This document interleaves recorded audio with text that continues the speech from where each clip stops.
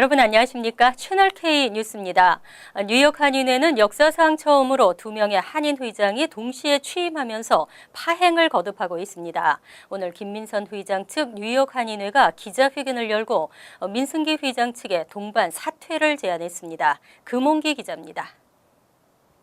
제34대 뉴욕 한인회 김민선 회장 측은 한인회의 불협화음으로 생긴 장기간 분규 사태를 종식시키기 위해 동반 사퇴라는 카드를 꺼내들었습니다. 김 회장은 내년 1월로 예정된 재판까지 가지 않고 한인 사회 자력으로 분쟁을 해결하기 원한다며 동반 사퇴를 민승기 회장 측에 제안했습니다. 또 김 회장은 양측이 진행 중인 모든 소송을 취하하고 빠른 시일 안에 선관위를 구성해 재선거를 통해 현 사태를 해결할 것을 촉구한다고 밝혔습니다. 이번 사태 해결을 법원 판단에 의존하는 수동적인 자세보다 동포 사회의 힘으로 해결하는 것이 가장 바람직하다고 생각합니다. 만약 민 회장이 사퇴를 하지 않고 소송을 원할 경우 김 회장은 한인 사회의 조속한 안정과 화합을 위해 재판 결과에 항소하지 않을 것이라며 민 회장도 재판 판결에 승복해 줄 것을 요구했습니다. 민 회장 측은 내일 긴급 임원 회의를 갖고 김 회장 측의 이번 제안을 검토할 것이라며 구체적인 입장은 밝히지 않고 있습니다. 저희가 긴급하게 임원회의 소집해가지고 내용에 대해서 좀 심도 있게 검토해서 저희는 저희 나름대로의 어떤 입장을 발표를 또 하려고 해요. 민 회장이 김 회장의 동반 사퇴 제안을 받아들이게 될 경우 한인회가 겪고 있는 파행 사태는 일단락될 것으로 보여 민 회장의 결심에 한인 사회 관심이 집중되고 있습니다. 뉴욕 한인회 회장 소송은 내년 1월 22일 뉴욕주 맨하튼 지법 법정에서 열릴 예정입니다. 채널K 뉴스 금홍기입니다. 주 뉴욕 총영사관 재외선거관리위원회가 준법선거를 실천하고 재외선거 참여를 촉진하기 위해 오늘 미동부 미래포럼 등 한인단체들과 협약식을 가졌습니다. 금홍기 기자가 취재했습니다. 재외선거관리위원회는 미동부 미래포럼과 뉴욕 민주연합 등 한인단체들과 준법선거 실천과 재외선거인 참여율을 높이기 위한 협약을 체결했습니다. 협약서에는 이번 선거가 혈연과 지연, 학연 등 연고주의에 의존하는 선거 풍토를 벗어나 법이 지켜지는 가운데 깨끗한 재외선거 문화가 정착될 수 있도록 최선을 기울이겠다는 내용이 담겨 있습니다. 또 재외선거 과정에서 갈등과 분열을 주장하는 행위를 스스로 엄단하도록 노력하고 통합과 화합의 장이 될 수 있도록 노력하겠다고 선관위와 한인단체들은 서로 협약했습니다. 실제로 신청하시고 투표소에 나오셔서 투표하시는 것 투표하셔야지만 사실은 이런 제도를 준비하고 또 우리가 성취한 그런 목표를 다 달성할 수 있을 거라고 봅니다. 그래서 모든 분들 여기에 참여하셔서 본인에게 주어진 권리 꼭 실행하시길 꼭. 한편 한국 국회는 오늘 본회의를 열어 공직선거법 개정안을 의결했습니다.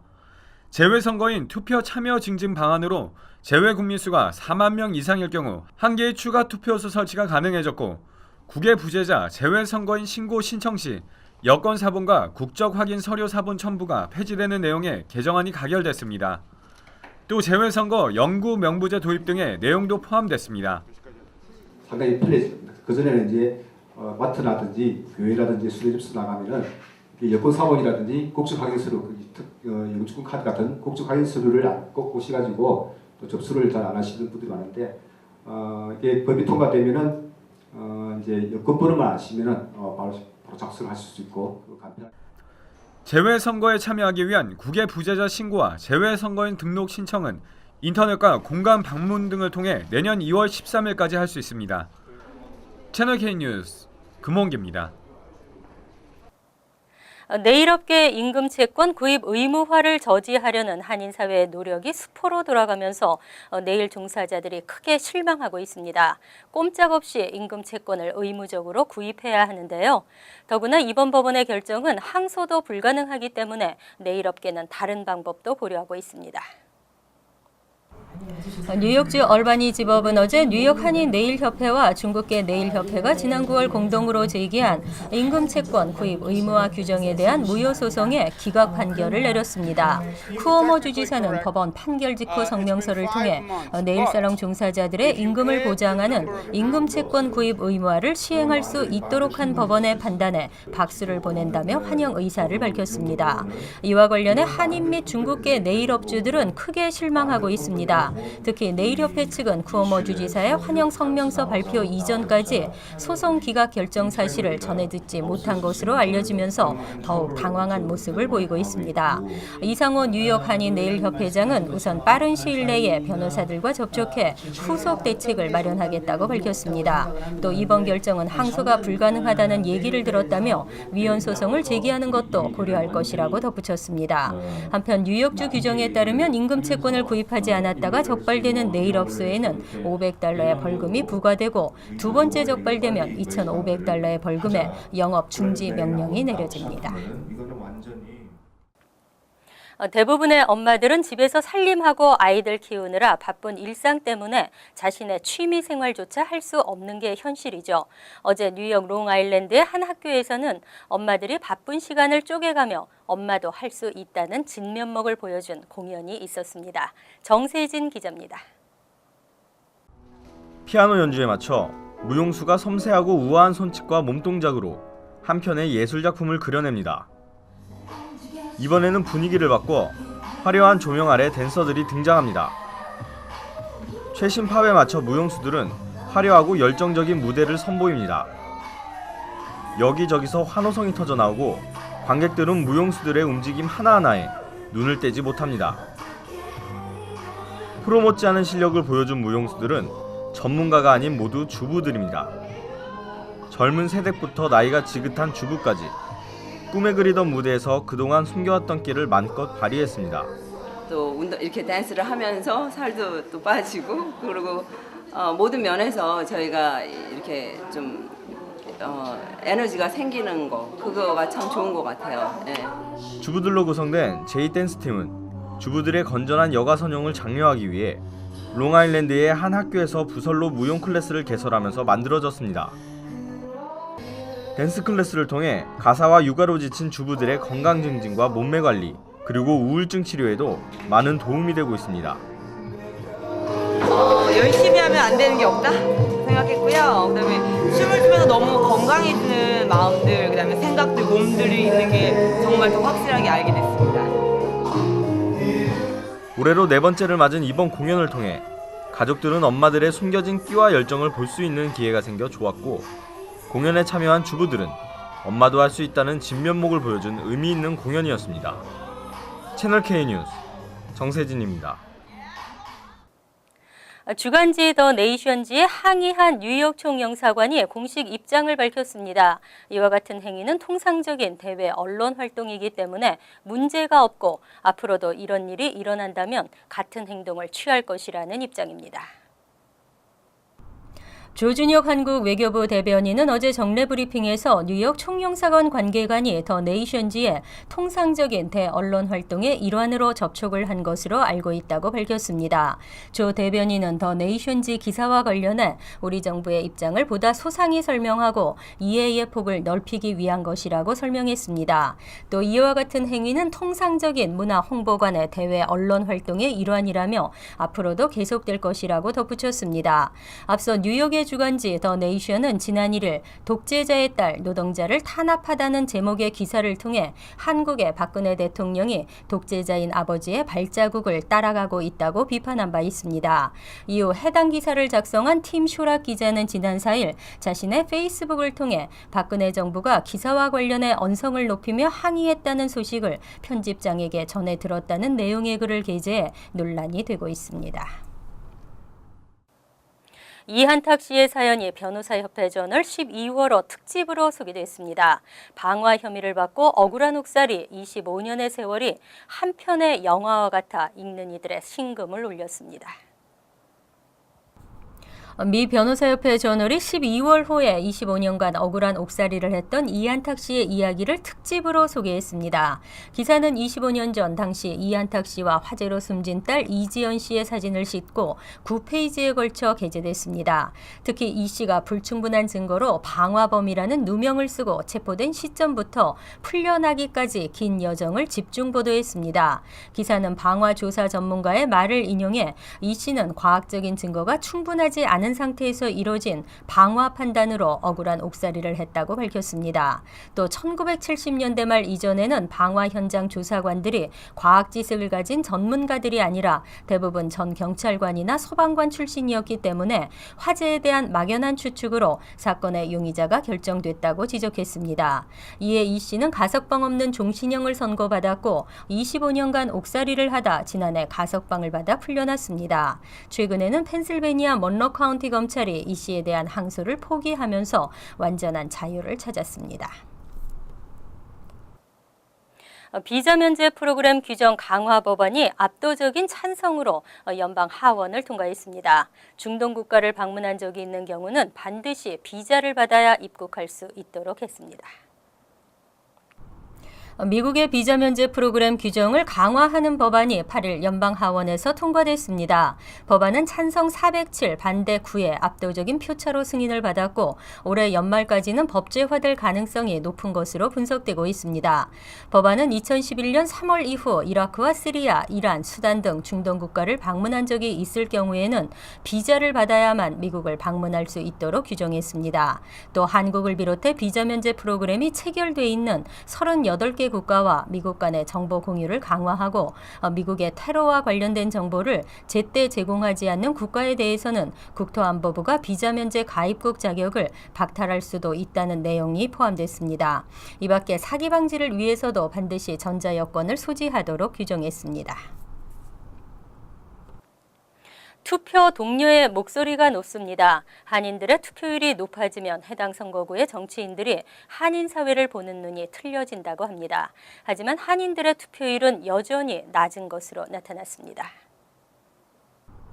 버겐 카운티 클럭 오피스 자료에 따르면 펠팍에서는 지난 11월 본선거의 투표율이 18%에 그쳤습니다. 등록 유권자 6,842명 중 단 1,236명만이 투표에 참여했습니다.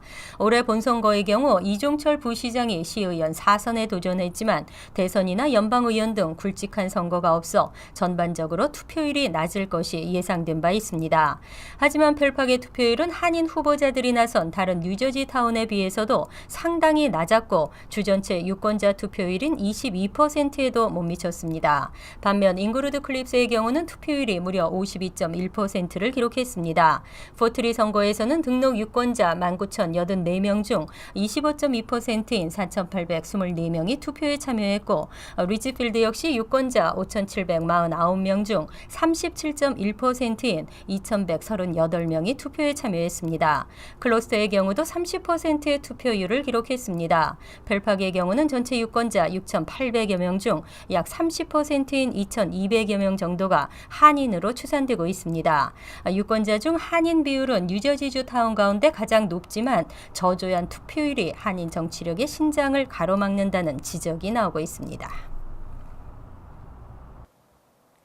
약물 의존도가 높기로 유명한 미국인 진통제 남용으로 고생하는 사람들도 많은데요. 마약성 진통제 남용 치료제를 병원에 가지 않고도 구입할 수 있게 됩니다.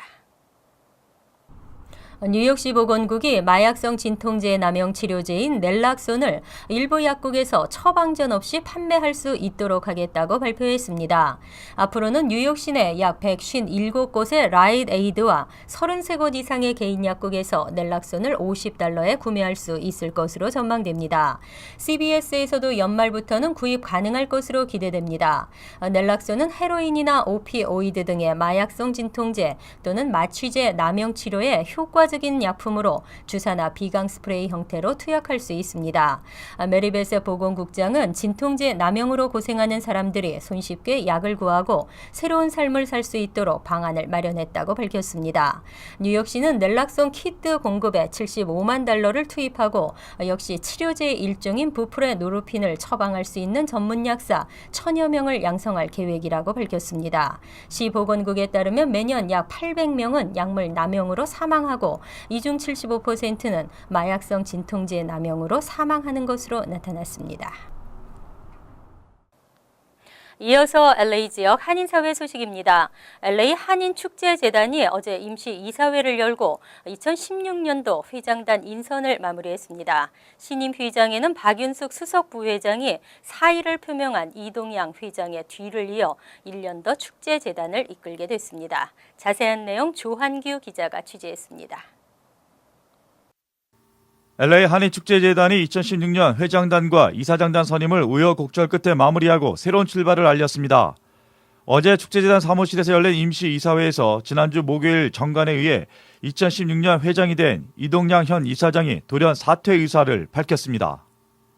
제가 43회 회장으로서 그 일을 맡기에는 제 개인적으로 시간적으로나 여러 가지로 타이밍이 안 맞다, 안 된다. 그래서 처음부터 제가 시작하기 전에 못할 건 못한다고 해야지 하다가 중단하는 건 좀 덕이 안 될 것 같아서 오늘 제가 우리 이사님들한테 처음 말씀을 드리는 겁니다. 그래서 이동양 이사장이 사퇴 의사를 밝히기 전 2016년 새 회장단과 이사장단 선임이 마무리된 가운데 수석 부회장의 만장일치로 추대된 박윤숙 이사가 정관에 의해 회장직을 승계하게 됐습니다. 2015년에 이어 2016년에도 회장직을 맡게 된 박윤숙 신임 회장은 아름다운 전통을 남기고 싶었지만 또다시 무거운 책임을 맡게 됐다며 최선을 다해 회장직을 수행하겠다고 말했습니다. 여러분께서 그렇게 해주시면은 제가 열심히 일해서 올해는 진짜 작년과 올해는 우리가 그 축제재단의 원년의 해를 생각하고 앞으로 좀 더 열심히 하는 그런 해가 되도록 노력하겠습니다. 감사합니다. 이로써 2016년 회장에는 박윤숙 이사, 이사장에는 윤난양 이사, 부이사장에는 최일순 이사, 그리고 행정부회장의 지미리 이사, 부회장에는 조갑재 이사가 각각 역할을 맡게 됐습니다. 한편 LA 한인축제재단은 이날 2015년 축제 감사 결산 보고에서 총 수입 104만 1,382달러 24센트, 총 지출 97만 8,688달러 90센트, 순수입이 62,693달러 34센트를 기록했다고 설명했습니다. TVK 뉴스 조한규입니다. 월드리포트입니다. 같은 원숭이라도 어느 나라에 사느냐에 따라 삶의 질이 틀린데요.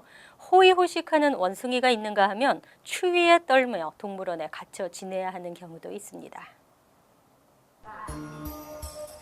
태국의 한 사원에서 연례 행사인 원숭이 잔치가 열렸습니다.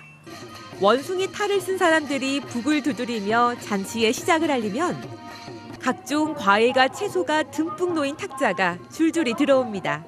ปีนี้จะเป็นทุเรียนนะแล้วก็เป็นเชอร์รี่ราคาโลนึง 1,900 ปีนี้เป็นของชิลีเพิ่งออกก็เลยลิงก็เลยโชคดีไปครับ 그런데 5성급 호텔 뷔페 못지않은 만찬의 주인은 다름 아닌 원숭이들.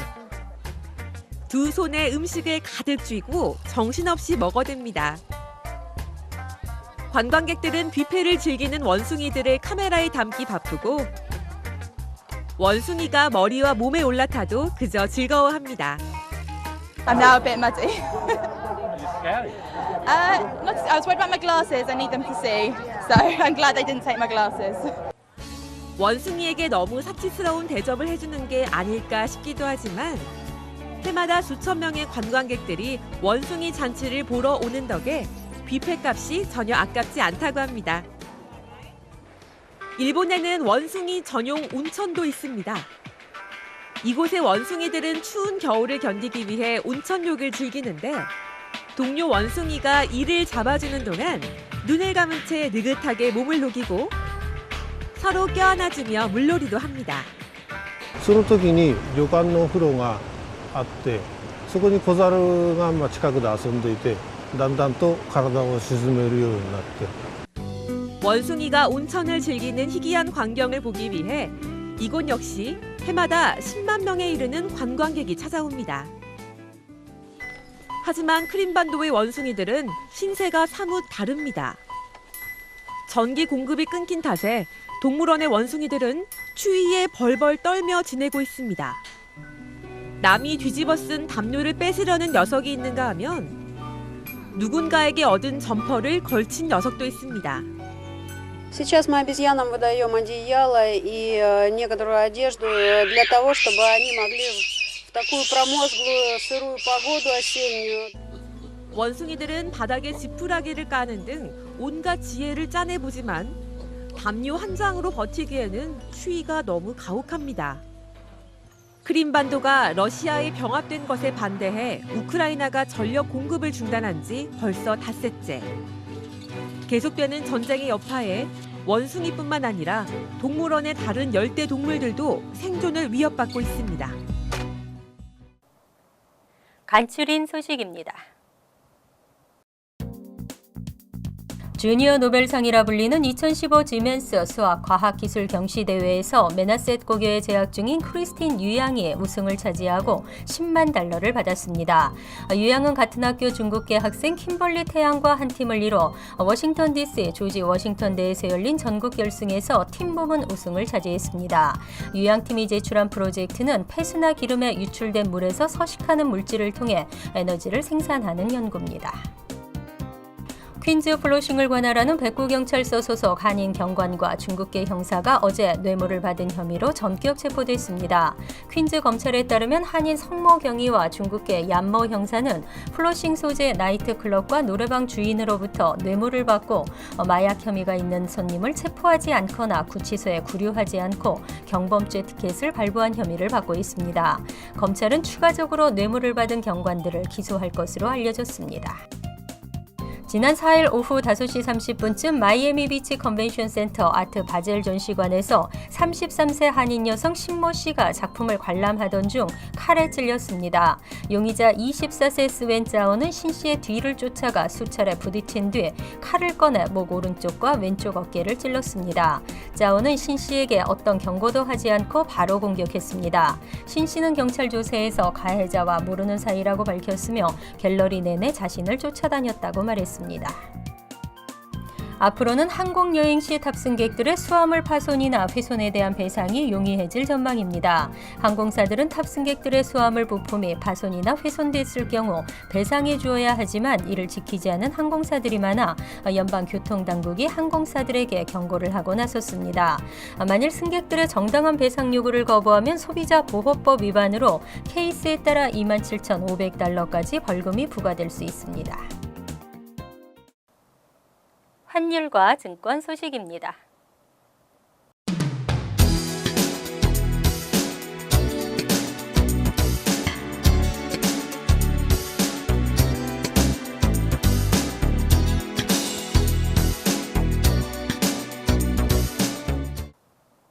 이어서 날씨입니다.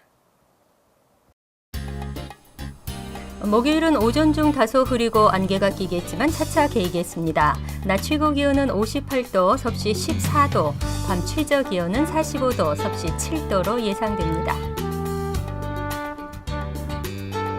금요일은 대체로 맑고 간간히 흐리겠습니다. 토요일은 포근하면서 가끔 구름이 끼는 대체로 맑은 날씨를 보이겠습니다. 일요일도 포근한 날씨가 이어지겠고 맑겠습니다.